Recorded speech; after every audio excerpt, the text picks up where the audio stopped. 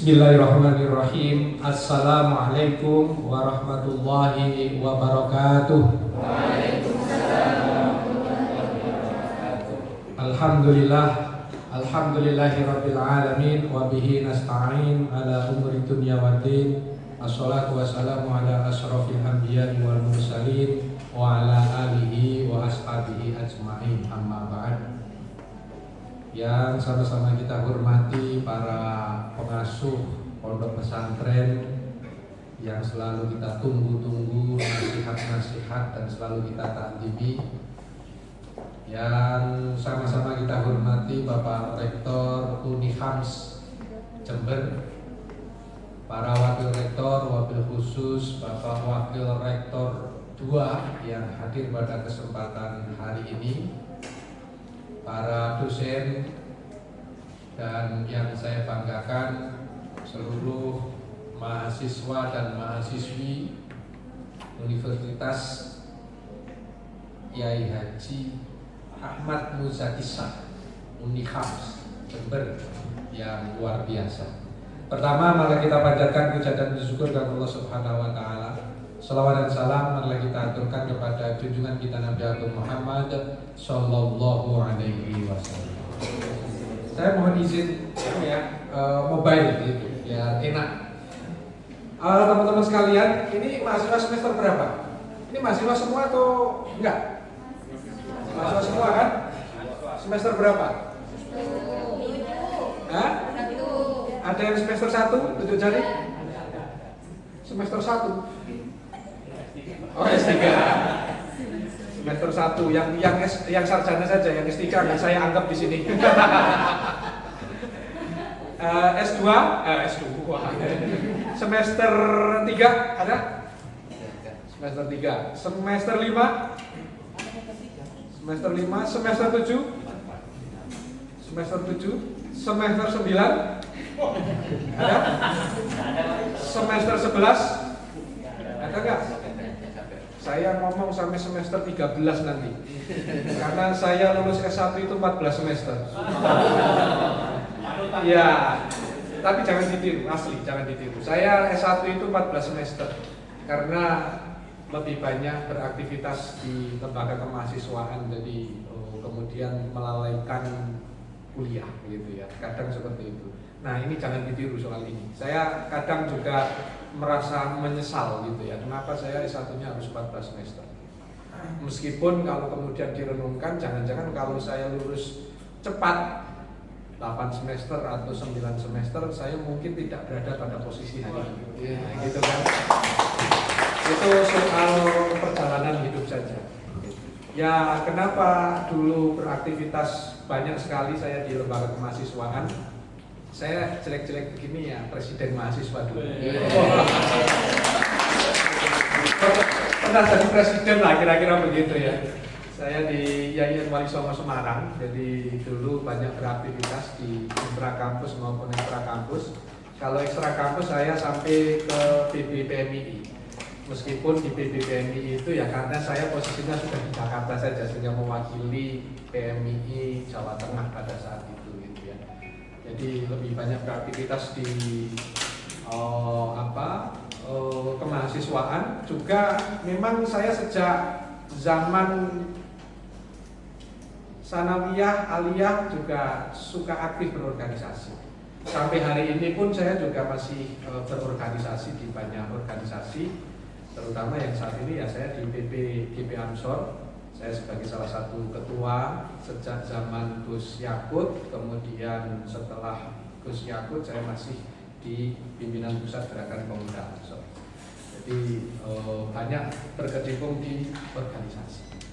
Nah, tetapi khusus soal waktu tempuh menyelesaikan S1, panjenengan sekali lagi mohon jangan ditiru, gitu ya, karena 14 semester itu panjang. 7 tahun gitu. 7 tahun itu kalau nikahnya di semester 1 sudah punya anak usia SD. Gitu ya. Sudah punya SD gitu. Jadi saya kadang menyesal juga kenapa harus lama-lama menjadi mahasiswa S1. lebih baik kemudian segera ke S2. Kalau panjenengan harus lulus tepat waktu, kalau saya lulus pada waktunya, gitu kan? Karena kalau lewat satu semester saja saya drop out, karena ketentuannya kan S1 itu maksimal 14 semester. Jadi kalau lewat satu semester saja saya sudah pasti tidak bisa lulus di Yayasan Wali Songo Semarang. Nah, saya kira itu pengalaman yang menurut saya sangat membekas di hati saya gitu ya, sehingga saya tahu persis karakteristik mahasiswa dan mahasiswi. Biasanya mahasiswa dan mahasiswi ketika masuk itu masih culun-culun, kan begitu. Ketika masuk semester 1 itu yang dari kampung kelihatan kampungnya, dari kota juga kelihatan kotanya dan sebagainya. Tapi begitu masuk semester 2, semester 3, semester 4, wah sudah pandai bersolek semua gitu. Jadi juga karakter-karakter mahasiswa ini banyak, yang kemudian ada karakter mahasiswa yang kampus kos, kampus kos, kampus kos. Ada yang mahasiswa yang hanya aktif ketika kuliah saja, sehingga kemudian IPK-nya bisa 4,5 gitu kan. apa ada IPK 4,5 gitu. Gitu. Jadi pengalaman-pengalaman itu yang kemudian memberikan pelajaran berharga dalam menjalani kehidupan ini. Nah, sebelum ke situ saya ingin tanya 4 hal, sampai yang jawab tulisan di HP saja. Ini punya HP semua kan? Pegang HP semua kan? Oke, jawab pertanyaan saya ditulis di HP saja karena nggak membawa alat tulis kalau yang nggak bawa alat tulis.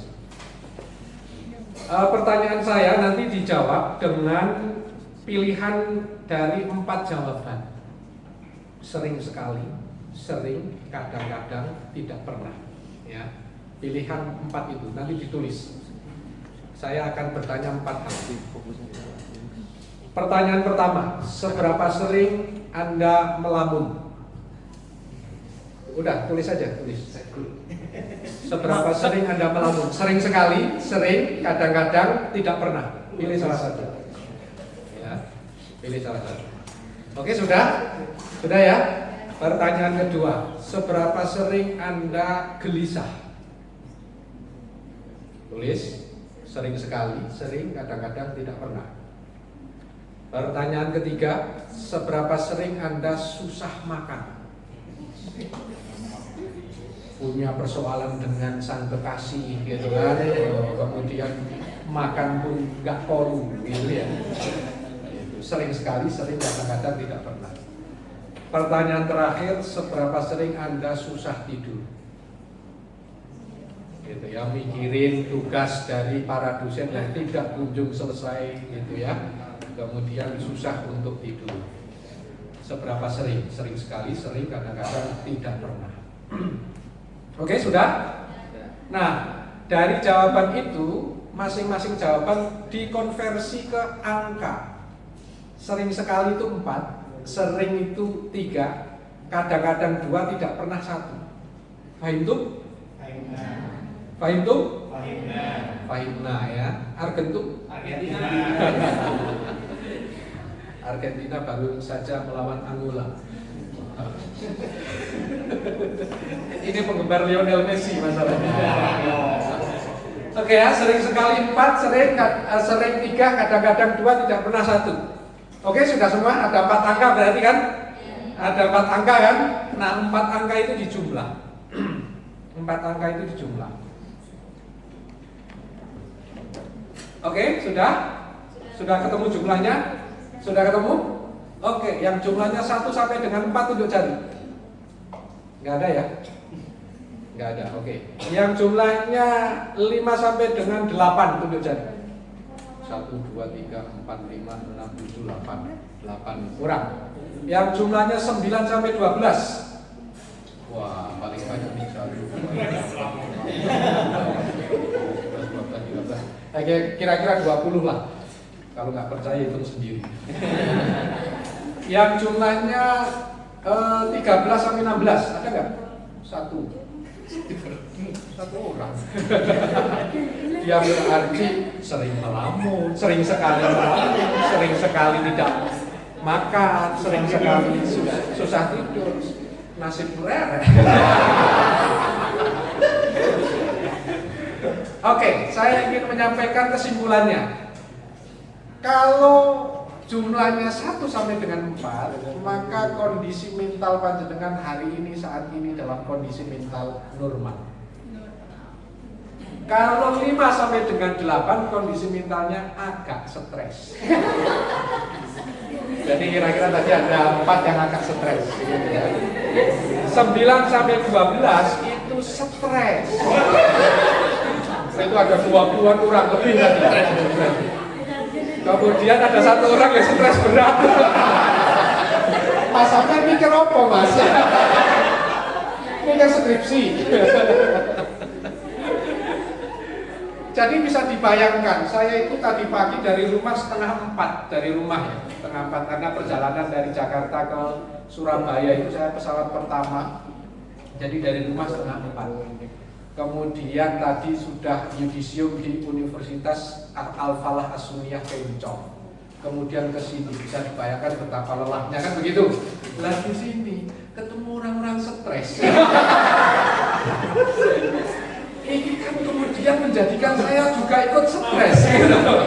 Oke, kita sama-sama stres gitu ya, nggak apa-apa ya. Para stresawati yang berbahagia. Itu sekedar intermezzo saja. Kalau kemudian dianggap beneran juga nggak apa-apa. Bagian introspeksi bahwa ternyata kami atau kita dalam kondisi yang tidak baik-baik saja, gitu ya, dalam kondisi mental yang tidak baik-baik saja.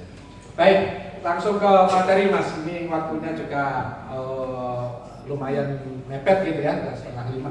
Lanjut. Ini biar seperti narasumber next begitu kan. Nah ini 7 tantangan mahasiswa di era digital. Lanjut mas. Teknologi yang cepat berubah. Hari ini luar biasa dahsyatullah alaih gitu ya. Perkembangan teknologi dan informasi itu luar biasa. Apakah sampean bisa menahan? Apakah kita bisa membatasi? Enggak. Karena perubahan teknologi dan informasi itu kita tidak bisa membendung. Apa yang harus kita lakukan? Tentu kemudian yang harus kita lakukan adalah bagaimana menggunakan perkembangan teknologi informasi itu menuju ke arah yang benar. Setiap perkembangan teknologi informasi pasti bermata dua. Bisa digunakan untuk kebaikan dan sebaliknya bisa digunakan untuk keburukan. Kan begitu. Panjenengan aktif di TikTok. Ada yang punya akun TikTok? Wah, ini wajah-wajah pemain TikTok semua ini. Facebook punya kan? Yang tua-tua biasanya punya. Kalau saya ini masih aktif di Facebook kalau saya. Dan Instagram masih punya? Masih punya ya? Instagram punya nggak mas? Ini pasti punya semua. Twitter atau X? Punya nggak? Sudah ditinggalkan. Ini sebagian besar pasti aktivis TikTok. Gitu ya. Jadi perkembangan teknologi informasi itu nggak bisa dibendung, nggak bisa di apa. Dan perubahan gaya hidup, perubahan peradaban itu faktor utamanya adalah penemuan-penemuan inovasi teknologi dan informasi, bukan agama. Bukan agama. Agama itu adalah semacam rem kontrol, gitu, kira-kira begitu, supaya kemudian perkembangan teknologi dan informasi itu tetap berada pada jalur yang bermanfaat, tidak pada jalur yang mudorot, kira-kira begitu. Tetapi Anda lihat sejarah perkembangan dunia ini, sejarah perubahan dunia ini, pasti perubahan itu karena faktor inovasi, temuan baru, dan seterusnya. Temuan baru yang paling dahsyat dan paling kuno itu adalah roda yang lingkaran itu.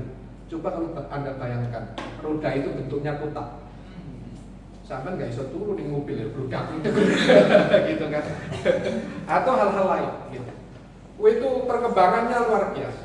Nah, dulu kira-kira 20 tahun yang lalu ketika kami ini masih kuliah, saya kuliah itu masuk 98.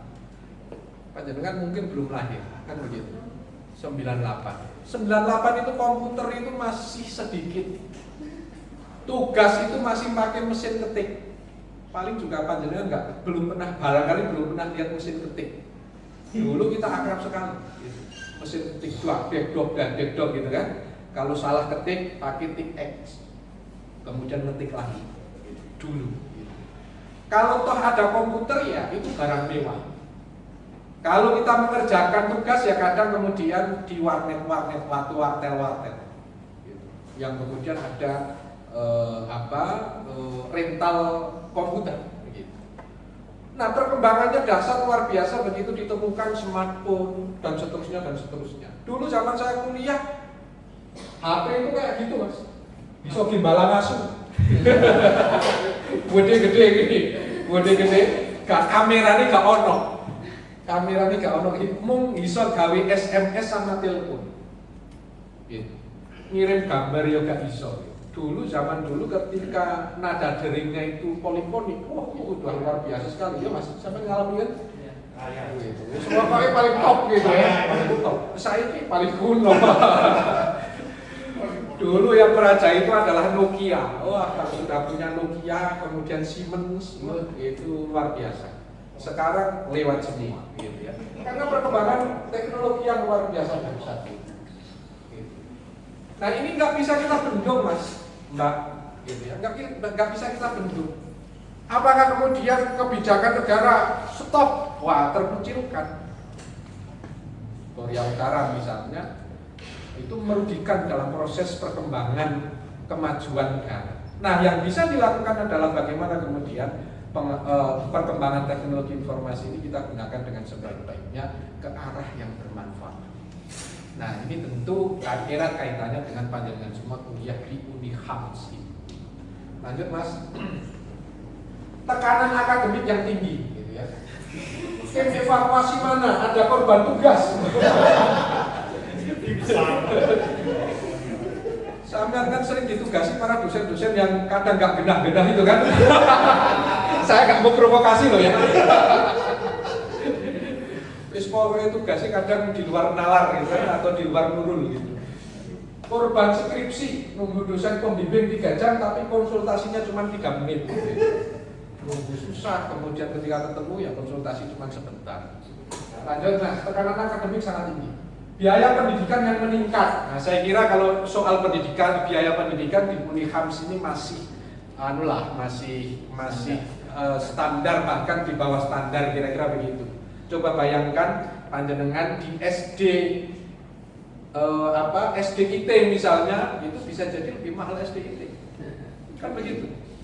Anak saya di Bekasi, kota Bekasi itu kalau masuk SDIT satu kali masuk untuk masuk ke situ itu 25 sampai 30 juta. Itu kelas yang tidak tinggi gitu. Belum per bulan 1.100.000 misalnya. Kalau satu semester berarti kan sudah 6 jutaan. Gitu. Itu kan dibanding dengan UKT panjenengan itu saya kira lebih murah dalam konteks ini. Nah ini saya kira menjadi bagian khidmah dari para pengelola yayasan, pondok pesantren yang memberikan ruang dan kesempatan kepada panjenengan untuk mengenyam pendidikan tinggi. Ini bagian dari khidmah usaha dari para pengelola pondok pesantren. Nah ini yang patut kita syukuri bersama, gitu ya. Oke, lanjut. Persaingan kerja yang ketat. Ini lowongan kerja. Itu rata-rata lowongan kerja itu selalu meminta pengalaman kerja 3 tahun. Lah pengalaman kerja dari mana panjenengan itu fresh graduate? Itu susah, gitu ya. Kemudian ada lowongan kerja di pabrik racun. Bagian apa? Pencicip.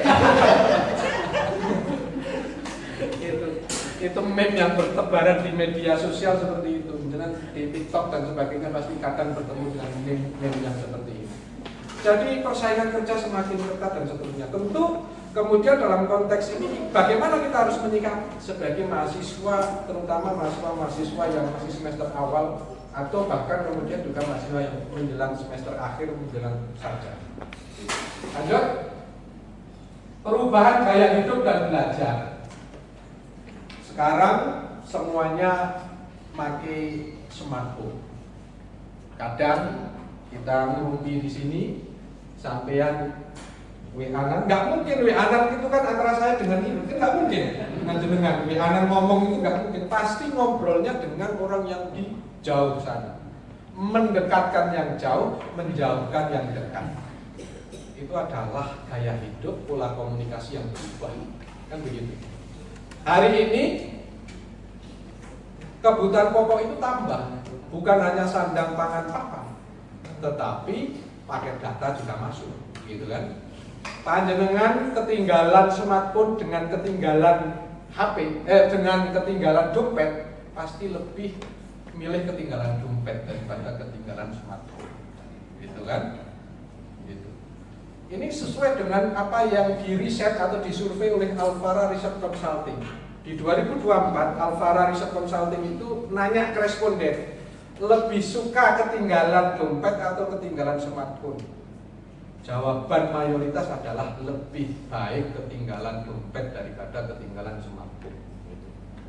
Kalau ini pertanyaannya disampaikan kepada orang-orang yang bapak-bapak yang sudah berkeluarga ini, betul jawabannya adalah lebih baik ketinggalan dompet. Karena kalau ketinggalan smartphone nanti HP-nya kemudian dioprek oleh istri masing-masing. Bener atau bener, Mas?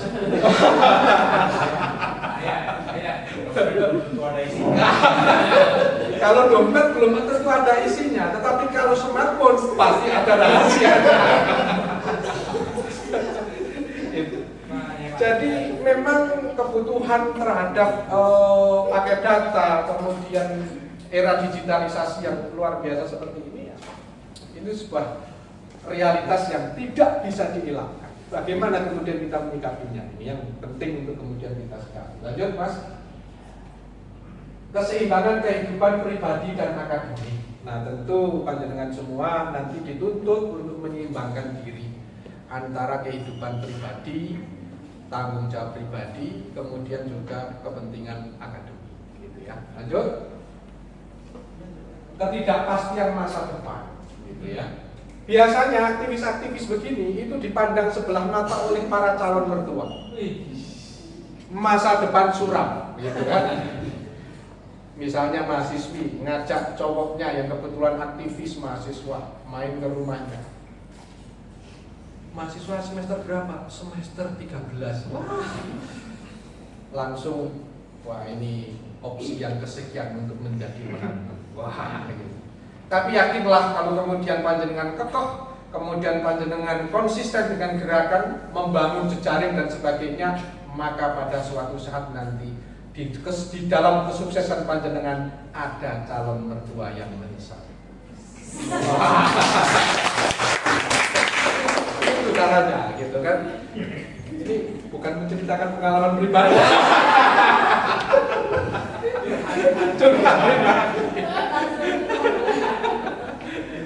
Serius, dulu itu kan kadang kita ketika aktivis, zaman aktivis, saya itu kurus kering, terus gak karu-karuan lah, gitu ya, karena banyak aktivitas yang dilakukan, makan juga kadang sehari sekali atau 2 kali, banyak ngopinya dan sebagainya ya, kemudian dipandang sebelah mata oleh calon mertua, kan begitu, calon mertua pada saat itu, gitu kan, sehingga kemudian dinikahkanlah ceweknya dengan orang lain, kan begitu, yang lebih menjanjikan, gitu.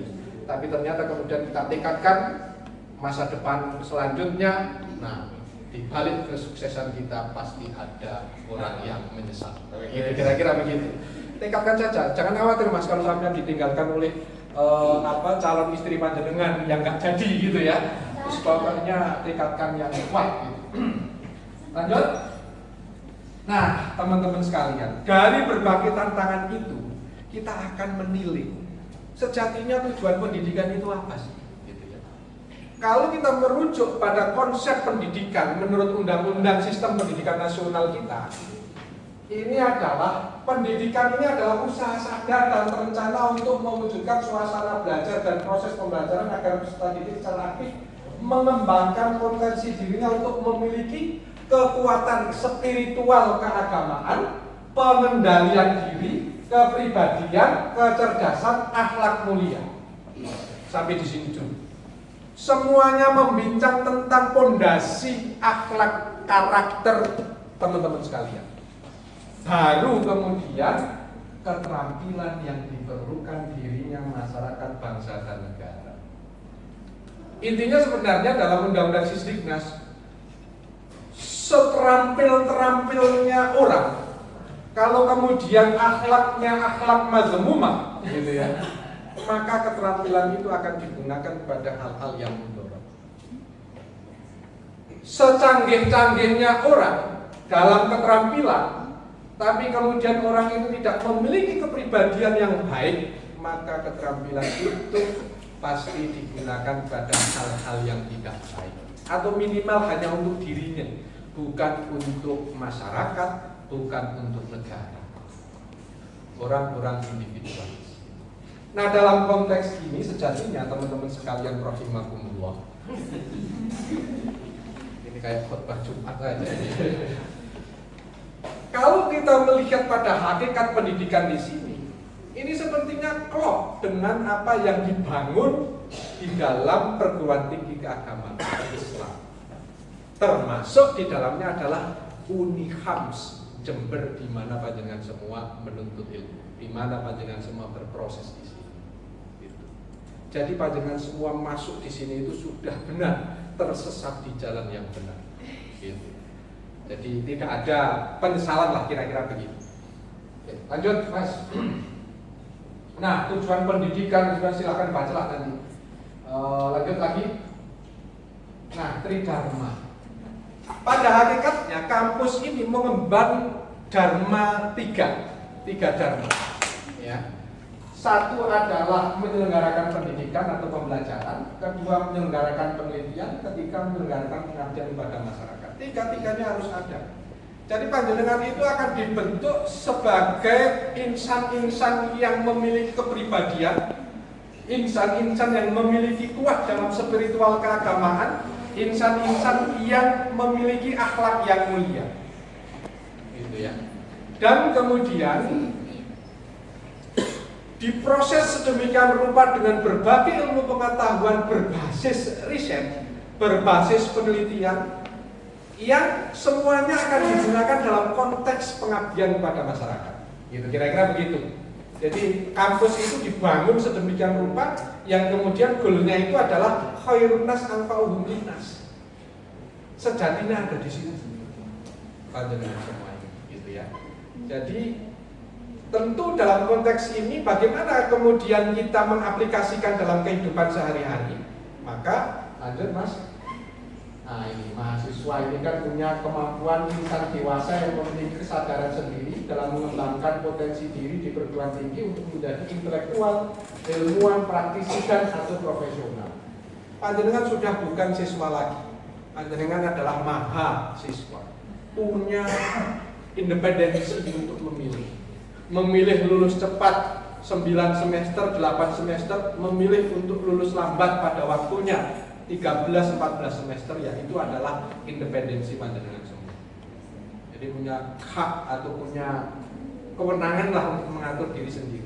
Ini sebenarnya menarik kalau kemudian kita lihat misalnya begini teman-teman sekalian. Kenapa orang tua atau kenapa banyak yang tertarik memasukkan anak-anaknya di pendidikan keagamaan ketika sanawiyah aliyah? Banyak kan? Ini kan kecenderungan di Jawa Timur misalnya SMA, SMP, SD itu kan kekurangan siswa. Kecenderungan orang-orang kota juga sama, menyekolahkan atau memesantrenkan atau menyekolahkan anaknya yang memang kemudian di situ adalah sekolah-sekolah atau madrasah-madrasah yang banyak ilmu keagamaan. Di sanawiyah, di aliyah itu banyak sekali. Apalagi kemudian di pondok pesantren yang kemudian dianggap sebagai pondok pesantren yang komplit gitu. Itu kecenderungan kaum muslim kota itu kecenderungannya adalah seperti itu. Tidak menyekolahkan di SMA umum gitu. Tapi begitu ke mahasiswa, itu orang tua ini sudah merasa bahwa ketika anaknya sudah di sanawiyah, ketika anaknya sudah disekolahkan di sanawiyah, dipondokkan, kemudian di aliyah juga, maka ini sudah cukup bekal pendidikan agama, spiritual keagamaan, kepribadian, dan kemudian akhlak mulia itu sudah cukup. Maka begitu naik ke jenjang selanjutnya, ke mahasiswa, maka itu pure kewenangan mahasiswa itu untuk memilih. Orang tua sebatas hanya mengarahkan. Kalau di level SMA atau SMP itu kadang orang tua memaksa si anak untuk mondok, kan begitu. Wis tak paksa untuk mondok. Saya memondokkan anak itu butuh proses kira-kira 3 tahun. Jadi kelas 4 itu sudah saya prakondisikan untuk mau mondok. Gitu ya. Pokoknya suasana untuk bahwa ketika dia lulus SD harus mondok itu sudah tertanam di otak anak saya. Karena apa? Karena saya punya kepentingan untuk bahwa anak saya nanti akan kuat dalam konteks spiritual keagamaan, akhlak mulia tadi. Tapi nanti ketika sudah selesai aliyah misalnya, maka akan kita lepas, gitu kira-kira. Kenapa? Karena mahasiswa ini adalah insan dewasa yang memiliki kesadaran sendiri dalam mengembangkan potensi diri di perguruan tinggi untuk menjadi intelektual, ilmuwan, praktisi, dan atau profesional. Makanya kemudian ada kecenderungan perguruan tinggi keagamaan Islam itu tidak banyak menarik minat siswa-siswi madrasah aliyah tadi yang disekolahkan. Kenapa? Karena mereka sudah punya kecenderungan sendiri dan orang tua tidak memaksakan lagi untuk kuliah di perguruan tinggi keagamaan karena merasa bahwa bekal keagamaannya sudah cukup. Itu kira-kira begitu. Ini survei kecil-kecilan yang kita lakukan di Kementerian Agama ketika kemudian ada pertanyaan, kenapa orang banyak milih Man IC? Wah, itu kan Man IC ini kan menjadi primadona gitu ya.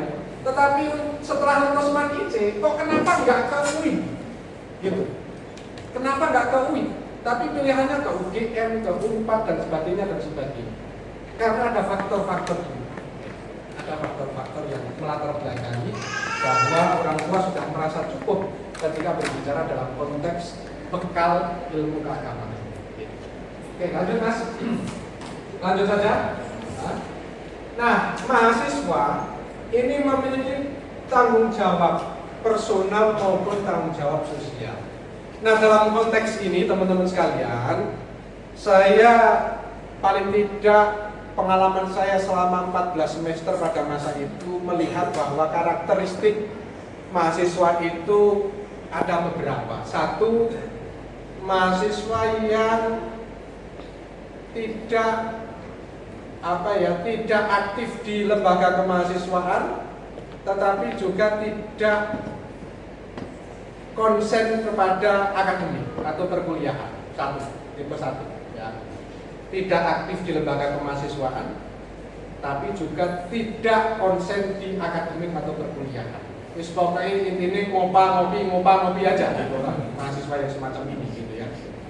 Kemudian tipe mahasiswa yang kedua itu adalah tipe mahasiswa yang konsen di perkuliahan tapi tidak sama sekali aktif di lembaga kemahasiswaan.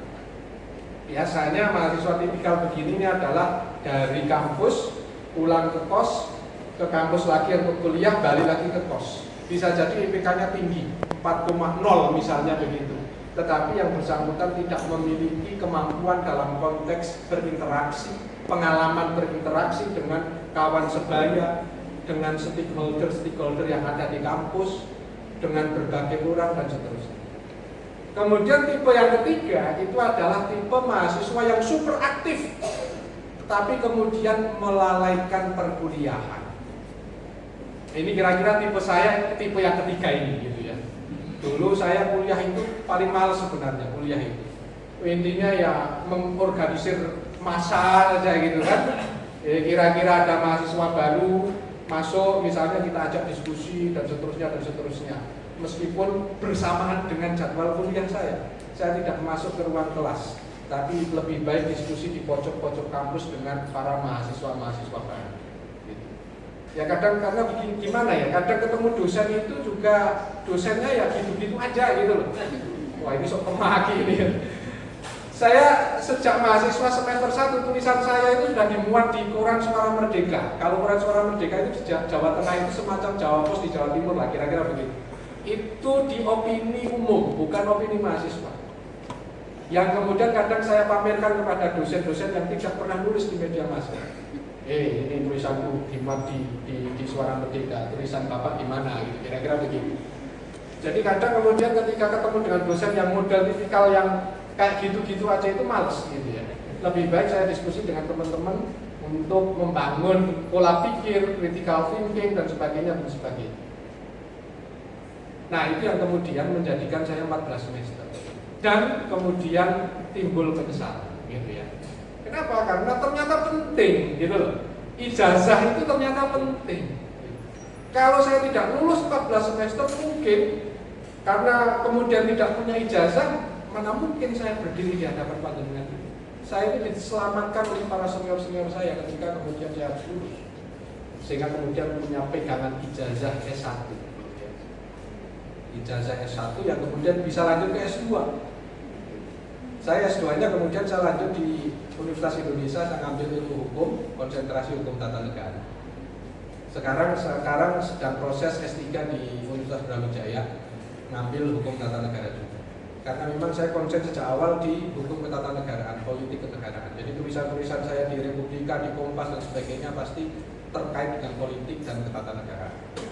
Dan dari tulisan-tulisan itu banyak hikmahnya, karena saya bisa membiayai kuliah, kemudian banyak dikenal teman, banyak dikenal kolega dan seterusnya dan seterusnya. Gitu. Jadi nanti ini adalah tipikal ketiga bahwa mahasiswa ada yang enggan kuliah tapi super aktif di lembaga kemahasiswaan atau di lembaga-lembaga organisasi-organisasi yang lain. Nah, tipe yang keempat itu bisa menyeimbangkan antara perkuliahan dengan aktivitas kemahasiswaan. Inilah yang saya mohon dari panjenengan semua.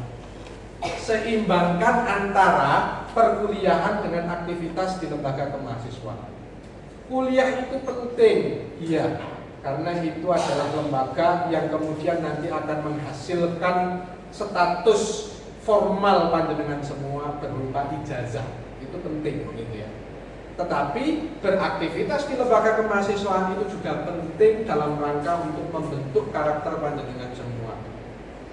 Membentuk bagaimana sampean semua ini berkembang, bagaimana berinteraksi antara yang satu dengan yang lain, berinteraksi dengan berbagai stakeholder kampus, berinteraksi dengan kawan-kawan mahasiswa di kampus lain, berinteraksi dengan wakil-wakil rakyat yang ada di Dewan Perwakilan Rakyat Daerah misalnya, dan sebagainya dan sebagainya. Itu sangat-sangat bermanfaat dalam konteks membangun, mengembangkan potensi panjenengan semua. Jadi menurut saya tipikal mahasiswa yang ideal adalah mahasiswa yang aktif di lembaga kemahasiswaan tetapi juga konsen di perkuliahan, seimbang antara dua-duanya. Kira-kira seperti itu. Nah, wajah-wajah anak-anak soleh seperti panjenengan ini kira-kira ya wajah-wajah yang aktif di lembaga kemahasiswaan juga tidak melupakan tugasnya di perkuliahan. Kenapa? Karena kita memiliki tanggung jawab personal, juga memiliki tanggung jawab sosial sebagai seorang mahasiswa. Kalau aktivis kan seringkali mengatakan kita ini agent of social change gitu kan, sambil mengepalkan tangan gitu, berorasi di gedung dewan misalnya seperti itu. Silahkan saja, tetapi kita harus ingat bahwa kita juga memiliki tanggung jawab personal, bahwa di pundak panjenengan semua juga ada harapan orang tua, di pundak panjenengan juga ada harapan calon istri panjenengan, di pundak panjenengan juga ada harapan calon mertua panjenengan. Ini adalah tanggung jawab personal. Tetapi di sisi yang lain, panjenengan juga punya kewajiban untuk melihat dinamika sosial yang ada di sini, yang ada di sekeliling kampus ini, untuk kemudian panjenengan perhatikan dan panjenengan perjuangkan. Keseimbangan antara kuliah dengan aktivitas kemahasiswaan akan membentuk karakter mahasiswa yang siap tanding untuk menghadapi tantangan masa depan. Ya, lanjut Mas. Nah, ini tuntutan kuliah dan sebagainya, ini dinamika kampus hari ini. Saya begini. Saya ini juga dosen, ya. Saya dosen di UIN 1 Tulungagung tahun 2014. Kemudian kemudian 2018 saya ditarik ke Jakarta untuk menjabat di jabatan struktural.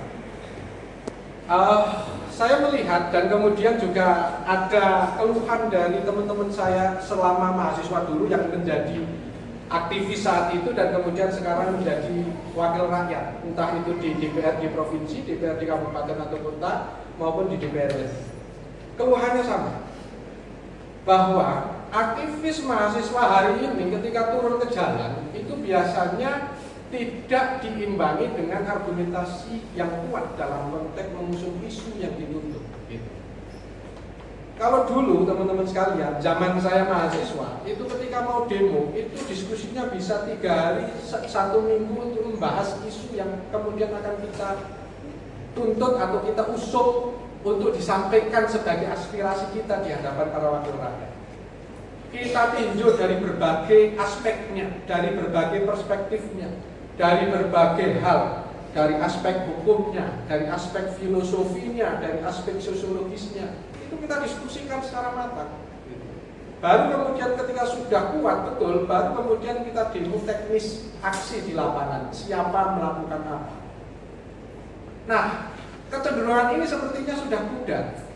Iklim diskusi ini sepertinya sudah pudar, sehingga kemudian mahasiswa hari ini instan, semoga saja di sini tidak, gitu ya. Instan langsung kemudian ketika ada isu langsung berbicara teklap, teknis lapangannya seperti apa. Besok mau turun maka kemudian porlapnya si A, bagian konsumsi si B, bagian megang tambang si C, bagian mengadakan megapun si D dan seterusnya dan seterusnya. Tidak berbicara dalam konteks isu. Maka kemudian ketika masa aksi ini ada perwakilannya yang diterima oleh para anggota dewan yang kebetulan teman-teman saya mengeluh itu gitu ya. Itu ketika diskusi di ruang audiensi itu kosong. Bangunan argumentasinya nggak kuat. Gitu. Nah, maka mari kita coba untuk kembali bahwa hakikat mahasiswa itu betul memperjuangkan aspirasi rakyat, tetapi dalam konteks memperjuangkan aspirasi rakyat itu juga harus berbasis pada data, berbasis pada argumentasi yang kuat, baik itu argumentasi filosofis, sosiologis maupun dari aspek-aspek yang lain. Nah, ini yang perlu diperhatikan oleh teman-teman sekalian. Karena insya Allah kalau kemudian panjenengan melakukan ini dengan serius, diskusi dan sebagainya, ini manfaatnya bukan hanya pada saat ini, tetapi manfaatnya itu pasti akan ke depan. Di depan akan kita baru nyadar, oh dulu saya diskusi sampai dini hari ternyata bermanfaat dalam kehidupan saya.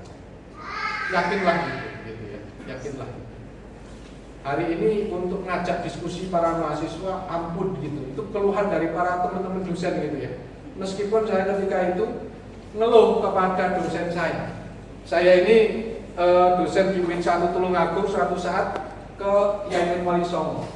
Kemudian ketemu dengan dosen saya. Saya menyampaikan keluhan kepada teman dosen saya itu, Profesor Musahadin namanya. Prof, saya ini susah sekali ngajar mahasiswa hari ini. Ini begini. Harapannya kan dapat masukan-masukan yang luar biasa begitu. Jawabannya santai saja profesor itu. Lalu mangsamu aku biar ngajar awakmu juga nggak susah gitu. Ternyata setiap masa ada tantangannya gitu. Ternyata mau doa gitu ya. Bahwa ketika saya menjadi mahasiswa juga susah ternyata diajar oleh para dosennya. Gitu ya. Jadi kita berharap di Unihams ini diskusi di luar kelas-kelas kuliah terus diadakan. Karena saya merasa betul bahwa apa yang saya dapatkan hari ini itu justru lebih banyak di luar kelas, bukan di dalam kelas, gitu ya. Bukan di dalam kelas. Proses interaksi dan diskusi di luar kelas itulah yang kemudian membentuk karakter saya, kira-kira seperti itu pada saat itu. Jadi bermanfaat sekali. Diskusi-diskusi yang kita bangun, diskusi-diskusi kecil yang kita bangun dan teman-teman sesama mahasiswa. Oke, lanjut Mas. Nah, apa yang harus kita lakukan dalam konteks ini menghadapi berbagai tantangan yang luar biasa tadi, gitu ya? Maka yang perlu kita lakukan pertama adalah memperkuat basic intelektual. Panjenengan harus kuat secara intelektual sesuai dengan passion Anda, sesuai dengan kemampuan Anda, atau sesuai dengan pilihan program studi Anda. Anda harus kuat di situ. Jangan sungkan-sungkan untuk membaca. Jangan malas-malas untuk membaca. Hari ini referensi mudah dicari. Zaman 2000-an, referensi susah dicari, Mas. Panjenengan harus ke perpustakaan. Perpustakaan, kalau kemudian perpustakaannya nggak lengkap, maka nggak akan ketemu referensi yang memang dibutuhkan oleh panjenengan semua. Hari ini hari ini referensi banyak bertebaran di media sosial, di internet. Anda cukup tanya kepada Al-Mukarram Kiai Haji Gogel radhiyallahu anhu. Itu banyak sekali referensinya. Baca itu. Sesuai dengan passion panjenengan. Sesuai dengan kemampuan panjenengan. Bisa nulis, latihan nulis yang kuat. Saya memang sejak dulu ketika mahasiswa atau sebelum mahasiswa juga sudah memang passion saya nulis gitu ya. Maka kemudian itu kita asah. Saya asah di lembaga pers mahasiswa. Diskusi nulis. Ya, kemudian tulisan-tulisan saya banyak dibuat di media massa, paling tidak kemudian bisa membantu saya membayar uang kuliah. Yang punya bakat bisnis tahu nggak bisnis Assalamualaikum warahmatullahi wabarakatuh. Bisnis menjadi dai, menjadi mubalik dan mubalik hot gitu ya. Asah terus itu semua. Punya bakat konten kreator, asah terus, karena hari ini butuh orang-orang dari perguruan tinggi keagamaan Islam untuk mengisi ruang-ruang kosong pertempuran medan baru dalam konteks pertempuran wacana keagamaan di dunia internet atau di media sosial. Kecenderungan orang kaum muslim kota atau kaum muslim muda itu adalah haus terhadap wacana keagamaan. Tetapi saluran untuk mencari pengetahuan tentang wacana keagamaan itu terbatas. Di samping juga karena waktu mereka habis bekerja. Kalau toh kemudian mereka aktif di majelis-majelis taklim, untuk bertanya yang sensitif itu malu, gitu ya. Misalnya aktif di majelis taklim Masjid A misalnya, kemudian di situ digelar pengajian, mau bertanya hal sensitif. Bagaimana untuk mengetahui secara fikih untuk berhubungan antara suami dan istri, kan ini sensitif. Bagaimana cara mandi junub, kan sensitif. Orang mau tanya di majelis taklim kan mau. Maka kemudian pilihannya adalah bertanya ke internet, kan begitu. Nah, ketika bertanya ke internet, teman-teman sekalian, Google search engine gitu ya, atau mesin pencarian kemudian akan menampilkan pertanyaan itu dan menampilkan jawaban dari pertanyaan yang diajukan oleh para kaum muslim muda perkotaan ini, gitu ya. Maka yang muncul itu adalah sebagian besar narasi yang muncul atau jawaban yang muncul bukan dari kalangan sivitas akademika perguruan tinggi keagamaan Islam. Bukan dari para mahasiswa dan mahasiswi perguruan tinggi keagamaan Islam atau pondok-pondok pesantren, tetapi justru yang muncul adalah dari orang-orang yang tidak jelas latar belakang keilmuan agama, tidak jelas referensi yang dipilihnya atau yang menjadi dasarnya. Ini adalah kekosongan dan ini adalah medan pertempuran dakwah yang baru di dunia digital. Nah, kalau panjenengan konsen di situ, ini akan menjadi menarik, teman-teman sekalian. Tidak terbatas hanya sebagai mubalik atau mubalik di atas panggung, gitu ya. Saya termasuk orang yang sudah mengundurkan diri dari dunia mubalik dan mubalikot ini, gitu. Dulu waktu kuliah saya setiap Jumat itu dapat jatah khutbah Jumat. Tapi saya trauma karena sempat khutbah Jumat di sebelah kampus, masjid sebelah kampus. Begitu saya khutbah Jumat, biasanya kan teman-teman itu kan karena sesama aktivis itu pasti datang paling akhir kan, di belakang gitu kan. Nah kemudian marilah kita bertakwa kepada Allah Subhanahu wa Ta'ala gitu kan. Wah itu dari belakang itu ngapusi.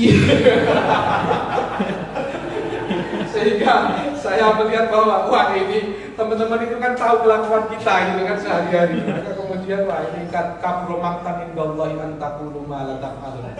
Maka kemudian saya kalau disuruh khutbah Jumat lagi nggak mau gitu. Sampai sekarang mengisi ceramah-ceramah juga saya pikir-pikir gitu ya. Gitu. Jadi konsentrasi ke situ, konsentrasi dengan passion Anda. Perkuat basic intelektual. Kemudian sebagai aktivis, sebagai orang yang berkecimpung di dalam organisasi, maka perkuat basic pengorganisasian. Ya. Ini esensi absen, alarm absen. Ya. Memperkuat basic pengorganisasian. Cara bagaimana mengelola organisasi, teori dan sebagainya itu banyak di internet, banyak ditemui. Dan itu sangat bermanfaat teman-teman sekalian, sangat-sangat bermanfaat. Begitu sampai terjun ke tengah masyarakat, maka teori-teori tentang pengorganisasian itu bisa diterapkan. Yang Anda peroleh di kampus. Bagaimana membuat analisis stakeholder, bagaimana membuat analisis SWOT. Itu jangan hanya dibayangkan bahwa itu berlaku hanya ketika jadi mahasiswa, enggak. Tapi begitu sampai lulus, terjun ke tengah masyarakat, sampai bisa menggunakan analisis stakeholder, analisis SWOT, meskipun tidak harus di muka umum, sampai analisis sendiri dan sebagainya. Pengalaman saya ini kan orang baru ketika masuk ke Tulungagung. Saya bukan orang Jawa Timur, saya bukan orang Tulungagung, tapi kemudian saya diterima di IAIN Tulungagung pada saat itu. Maka apa yang saya lakukan? Saya dalam waktu 1 bulan itu memetakan orang per orang menggunakan analisis stakeholder. Oh, si A ini dia linknya ke sini, akrabnya dengan ini. Oh, si B dengan ini dan sebagainya dan sebagainya. Dari peta itu kemudian kami atau saya bisa menempatkan diri dalam pola berkomunikasi. Nah, ini kalau di tengah masyarakat juga bisa diterapkan. Karena masyarakat itu sangat heterogen, tidak homogen, gitu ya. Maka menurut saya di samping panjenengan memperkuat basic intelektual, perkuat juga basic pengorganisasian. Baca buku-buku teori-teori tentang mengelola manajemen konflik dan sebagainya. Sekarang berlimpah, gitu ya. Praktekkan itu dengan implementasi gerakan pengabdian, gitu. Maka panjenengan bisa melakukan proses itu dengan pengabdian di sekitar sini seperti apa dan seterusnya. Dan yang terakhir, membangun jejaring. Ini penting membangun jejaring ini teman-teman sekalian. Dan sampai hari ini pengalaman saya, hidup saya sudah usia 45 tahun ini, jejaring yang paling abadi adalah organ ekstra kampus, bukan organ intra kampus. Saya pernah di organ intra kampus sebagai presiden mahasiswa. Saya juga aktif di lembaga ekstra kampus di Pergerakan Mahasiswa Islam Indonesia. Yang bermanfaat betul terkait dengan jejaring ini adalah organ ekstra kampus. Bieng PMII, bieng HMI, bieng kami, bieng IMM dan sebagainya itu penting untuk setidaknya mengidentifikasi diri panjenengan semua sebagai bagian di mana terkait dengan soal membangun jejaring. Yang selanjutnya tentu merawat jaringan. Membangun jejaring tidak hanya sebatas berhenti ketika kemudian panjenengan mendapatkan patron klien, tetapi bagaimana merawat jejaring itu. Caranya bagaimana? Jangan sekali-kali berkhianat kepada patron panjenengan.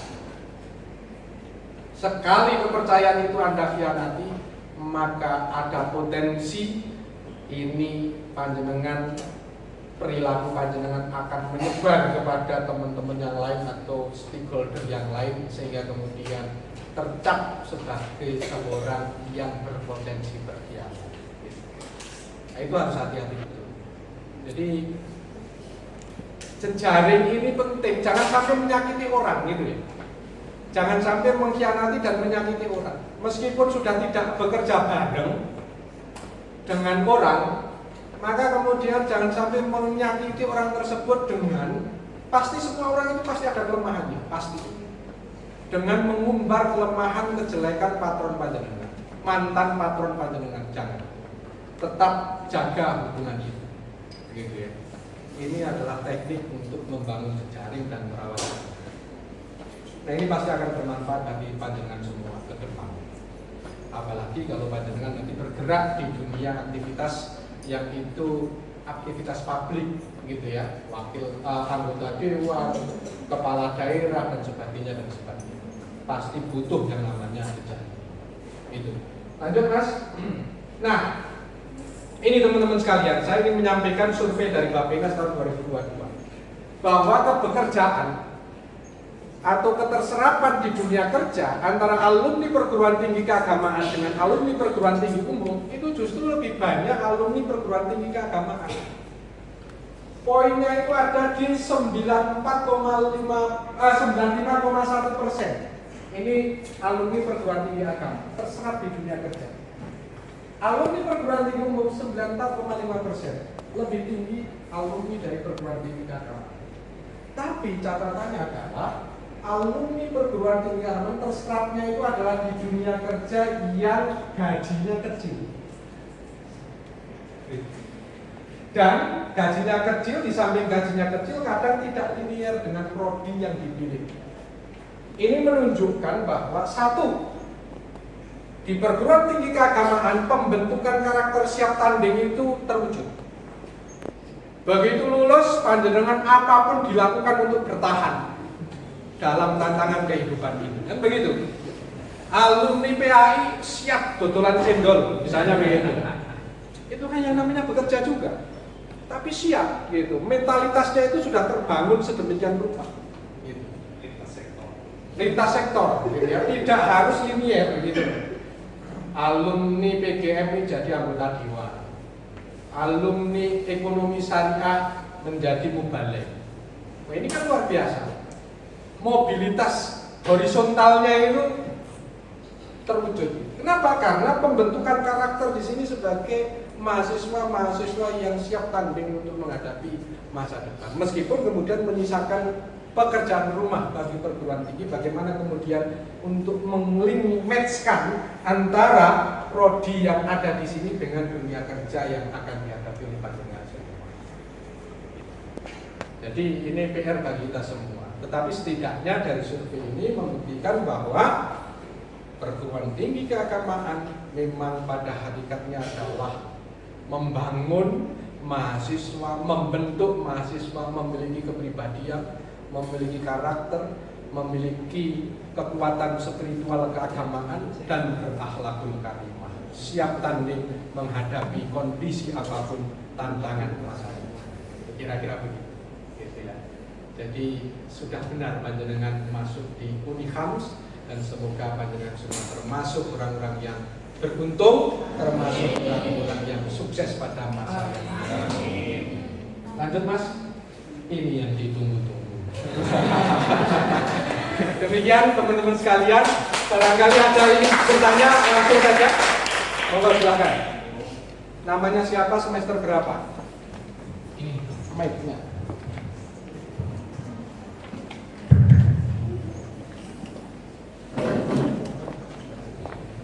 Bismillahirrahmanirrahim. Assalamualaikum warahmatullahi wabarakatuh. Sebelumnya terima kasih banyak atas kesempatan yang sudah diberikan kepada saya untuk bertanya, dan saya doakan semoga apa yang sudah disampaikan oleh Ustaz Muhammad Aziz Hakim MA benar datangnya dari ridho Allah, sehingga kami keluar dari sini memiliki open minded yang luar biasa untuk menjadi mahasiswa yang tidak hanya sukses secara intelektual tapi secara finansial. Amin. Baik, saya atas nama Ifatul Sofia, saya mahasiswa Unihams, prodi PAI semester 7. Tapi saya punya progres seperti ini, Ustaz. Misalkan saya sampai lulus nih, walaupun prodi saya PAI, semisal pun kemudian saya nanti menjadi pendidik, saya tetap memiliki keinginan kalau saya menjadi pendidik, anggap saja itu adalah investasi akhirat untuk saya. Tapi di sisi lain saya tetap ingin menjadi wirausahawan yang sukses, di mana saya memiliki kemandirian secara finansial dan memiliki kebermanfaatan yang luas untuk orang lain. Karena kalau saya hanya menjadi pendidik saja dan berharap masukan secara finansial dari hanya mengajar saja, kemungkinan besar peluang saya untuk apalagi dari segi finansial itu sangat kurang. Dari sini saya sangat berharap ilmu, tips ataupun saran bagaimana 10 tahun yang akan datang saya bisa bertemu kembali dengan panjenengan yang saat ini saya sudah menjadi mahasiswa. 10 tahun yang akan datang saya bisa menjadi wirasawan yang sangat sukses. Itu saja, terima kasih. Wassalamualaikum warahmatullahi wabarakatuh. Oke, ada lagi? Oke, Mas satu, Mas. Bismillahirrahmanirrahim. Assalamualaikum warahmatullahi wabarakatuh. Nama saya Syed Hanafiah Hambali Doha dari semester 3 kelas PAI. Di sini saya ingin bertanya tentang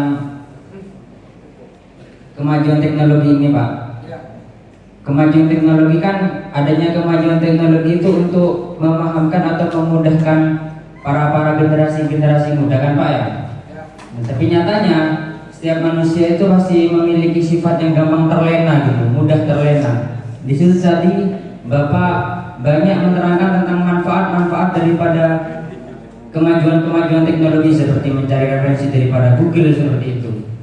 Nah, gimana sih Pak biar mahasiswa pada era sekarang itu untuk nantinya itu seperti golongannya saya semester 1, 3 seperti itu Pak, yang masih dasar banget pengetahuannya Pak tentang biar gak terlena dengan ini kemajuan teknologi ini. Kadangnya kan sering kita dengan kemajuan teknologi yang sudah maju kita nanti aja carinya gimana Pak, seperti itu Pak. Oke, cukup? Sudah, oke, makasih. Silakan terakhir. Luar biasa nih mahasiswa aktif semua. Biasanya agak susah mencari penanya dari mahasiswa. Oke Pak, silakan. Berdiri.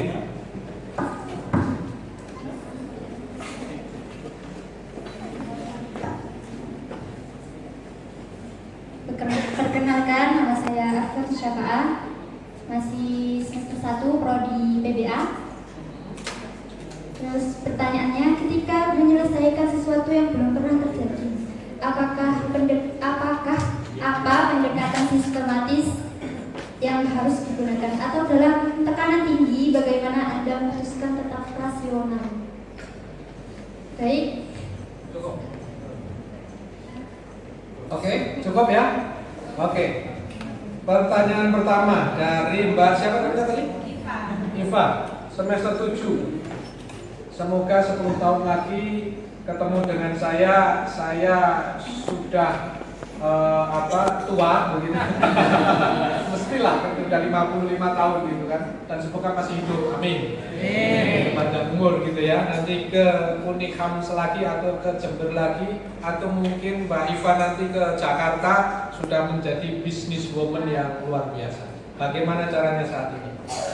Menurut saya begini, konsentrasi atau fokus itu menjadi penting. Meskipun panjenengan fokus utamanya adalah sebagai pendidik, tetapi kalau kemudian punya passion, punya potensi sebagai business woman, maka kemudian juga harus penting untuk fokus di situ. Ya, jangan gampang jangan gampang menyerah dengan apa kata orang. Saya ingin bacakan makalah dari orang yang nggak jelas nih.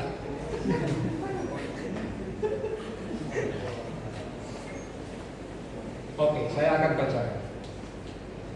Jangan katakan tidak mungkin, tapi katakan dan tekadkan bagaimana caranya. Kalian tidak harus sempurna, tetapi wajib untuk terus berkembang. Tidak harus saat ini sempurna sebagai bisnis woman, sebagai pengajar agama Islam, tetapi panjenengan tetap harus berkembang. Jika tidak ada yang melihatmu sebagai musuh, berarti kamu belum cukup penting. Jadi orang yang melihatmu sebagai musuh itu biasa, pasti akan ada. Jika tidak ada yang melihatmu sebagai ancaman, berarti kamu belum cukup kuat. Jadilah kuat, gitu ya. Jika tidak ada yang membicarakanmu di belakang, berarti kamu belum cukup menonjol. Jika seseorang memanfaatkanmu, berarti kamu memiliki nilai. Jadi nggak apa-apa dimanfaatkan orang lain, karena kamu pasti memiliki nilai. Kenapa dimanfaatkan? Tinggal bagaimana kadarnya dimanfaatkan oleh orang lain. Gus Dur itu setiap saat ketika ada yang sowan, kemudian ngamplopin sebagai seorang kiai, ini tradisi pesantren kan biasa. Karena yang ngamplopin biasanya adalah para politisi dan sebagainya, maka uang itu oleh Gus Dur tidak dibawa ke rumah, tidak digunakan untuk kehidupan keluarga. Karena mungkin barangkali di mata Gus Dur ini adalah barang subhat, kira-kira begitu ya. Maka kemudian kadang ada yang memanfaatkan Gus Dur. Begitu ada orang sowan ke situ ninggalin uang, maka kemudian ada yang sowan ke Gus Dur untuk meminta bantuan. Maka oleh Gus Dur itu uang yang tadi diberikan oleh orang lain tadi dikasihkan kepada orang yang baru datang. Itu seringkali seperti itu. Kenapa saya tahu seperti ini? Karena saya 5 tahun dengan keluarga Ciganjur. Saya 2007 menjadi asprinya Mbak Yeni Wahid sampai 2012. Jadi saya tahu persis bagaimana Gus Dur tidak punya uang di dompet beliau. Itu luar biasa sekali. Kenapa dimanfaatkan? Tahu Gus Dur itu dimanfaatkan oleh orang yang tadi datang untuk minta bantuan, tapi Gus Dur cuek saja, terukur di dalam konteks. Artinya kita punya nilai ketika dimanfaatkan. Jangan sampai kemudian ini manfaatkan aku tok, misalnya begitu. Tidak usah berpikir seperti itu. Tapi kemudian Anda bersikap sesuai dengan ukuran-ukuran yang mungkin batas toleransinya, kan begitu ya. Saya lanjutkan lagi makalah yang tidak jelas tadi. Jika seseorang mengisolasi kamu, berarti kamu cukup kuat untuk berdiri sendiri. Ya. Jika seseorang berusaha menjatuhkanmu, berarti kamu sudah berada di atas mereka. Jika seseorang meragukanmu, berarti kamu mendorong batas yang mereka tidak bisa bayangkan. Dan itu semua datang dari mereka yang tidak bisa menyamainya. Kalau sambungkan, udahlah, cuek aja dengan kata orang, panjenengan fokus dengan apa yang menjadi impian sampean 10 tahun yang akan datang menjadi businesswoman yang sukses gitu ya. Jatuh bangun itu biasa di dalam kehidupan. Kira-kira seperti itu. Meninggalkan, ditinggalkan itu biasa, gitu ya. Gitu. Kemudian yang selanjutnya, fokus itu lebih baik begini. Lebih baik tahu banyak tentang sedikit hal daripada tahu sedikit tentang banyak hal. Jadi panjenengan fokus, ya. Artinya fokus di pendidikan agama Islam, juga fokus nanti di aktivitas bisnis Anda. Pengetahuan yang terkait dengan bisnis panjenengan kuasai, panjenengan pelajari. Soal jatuh, bangun dan sebagainya itu adalah hal yang biasa. Gitu. Jadi pesan saya ini saja sih. Fokus, pokoknya jalan terus, kemudian nanti apa kata orang biarkan saja, kita jalan terus ya. Kemudian yang selanjutnya dari Mas siapa Mas? Syekh Hanafi. Syekh Hanafi. Sayyid Hanafiyah. Keren sekali namanya. Sayyid itu ganteng, Hanafiyah nggak jadi.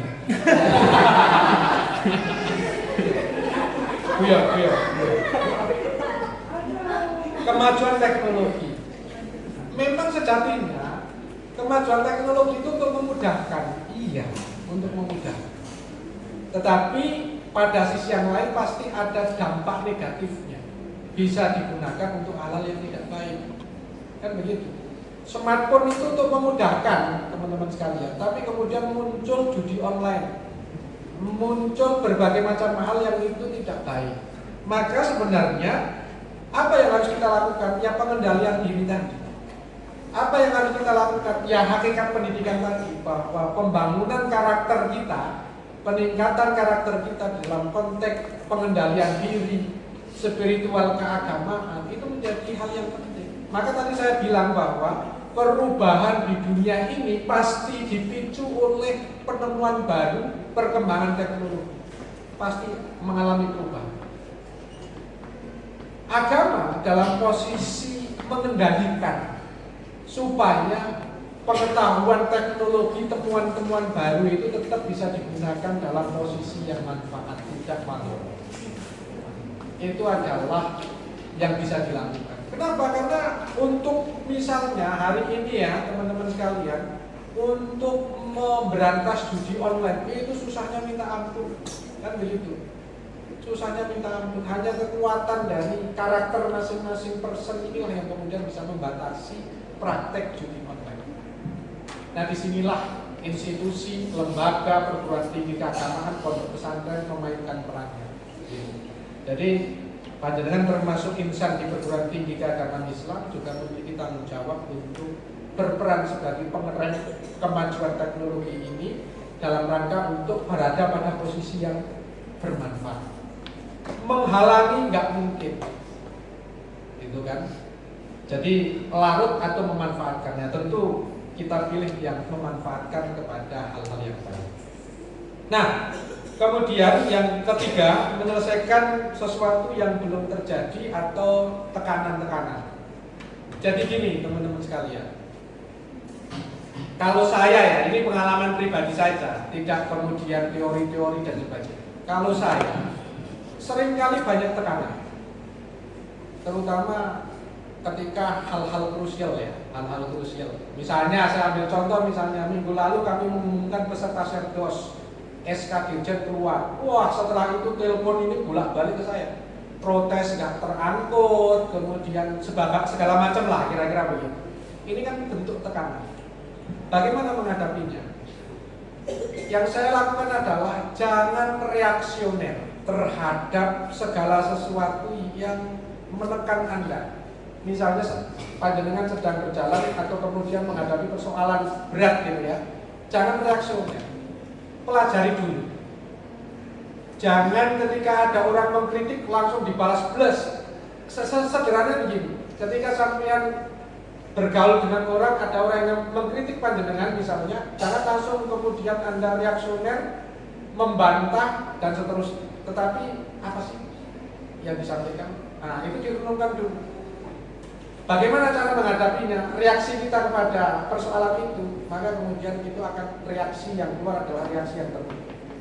Tidak emosional, tidak reaksioner. Nah, ini yang seringkali menentukan keberhasilan dan kedewasaan seseorang. Jadi misalnya panjenengan di BEM, ada kasus ujuk-ujuk, ada kasus mahasiswa yang melakukan pencurian, misalnya begitu. Jangan dulu kemudian langsung reaksi membuat komentar dan sebagainya. Jangan tahan dulu. Anda pelajari dulu, case-nya seperti apa sih? Diendapkan dulu gitu.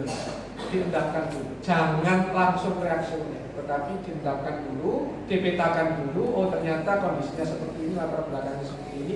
Maka saya sebagai ketua BEM mengambil tindakan seperti ini. Diukur. Itu yang selama ini saya lakukan. Jadi dihantam seperti apapun, saya biasanya diam dulu, kemudian baru mencerna apa sih maksudnya, latar belakangnya kenapa sih. Karena biasanya orang-orang seperti itu kan pasti ada latar belakang. Kalau tidak ada latar belakang, tidak akan seperti itu. Ada konteks, gitu ya. Ada teks, ada konteks. Teks yang muncul itu berasal dari konteks. Nah, konteks kadang kemudian menyebabkan seseorang itu keluar teks itu. Sederhananya misalnya begini, orang yang konteks ini yang melatar belakangi seseorang itu kan mungkin bisa jadi karena informasi yang tidak valid, yang kemudian mengakibatkan seseorang itu memberikan kritik kepada kita. Udah dengarkan dulu, jangan kemudian panjang reaksi.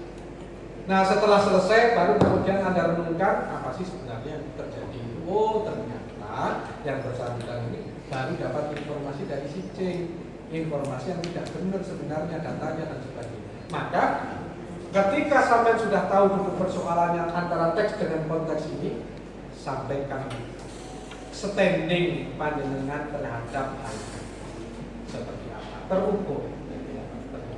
Ini akan memunculkan kedewasaan.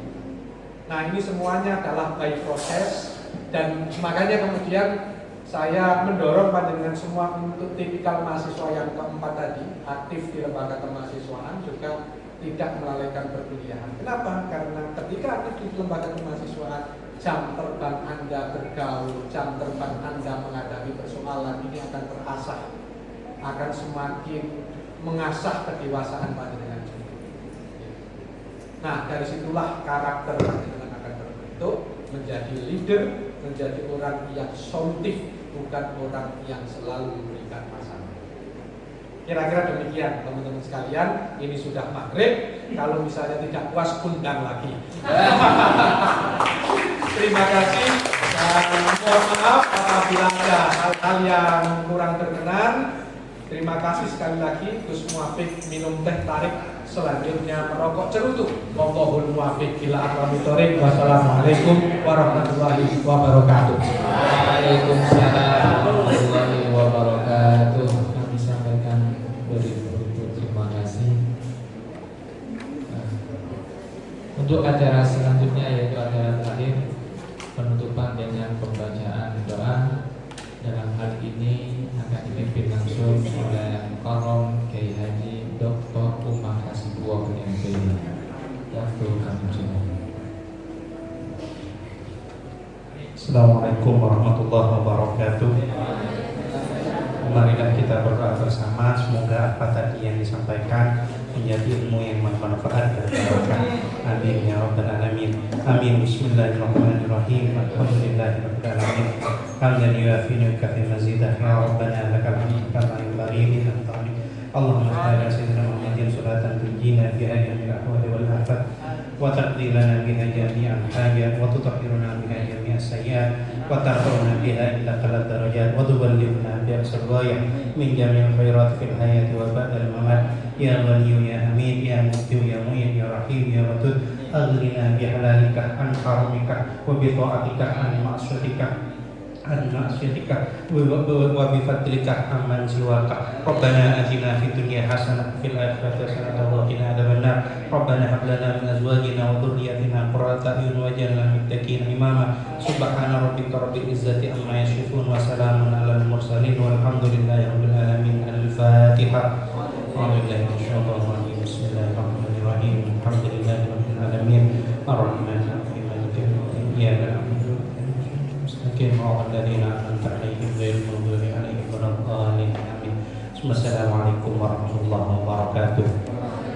Waalaikumsalam warahmatullahi wabarakatuh. Dengan berakhirnya pembacaan doa berusaha berakhir pula pada sore hari ini. Saya selaku pembawa acara mohon maaf yang sebesar-besarnya jika ada salah kata saya ucap, dan juga berterima kasih sebanyak-banyaknya kepada mahasiswa dan mahasiswi dan terutama kepada Bapak Muhammad Zakir MH yang telah sudi memberikan kuliah pakar pada sore hari ini. Akhiran Allahul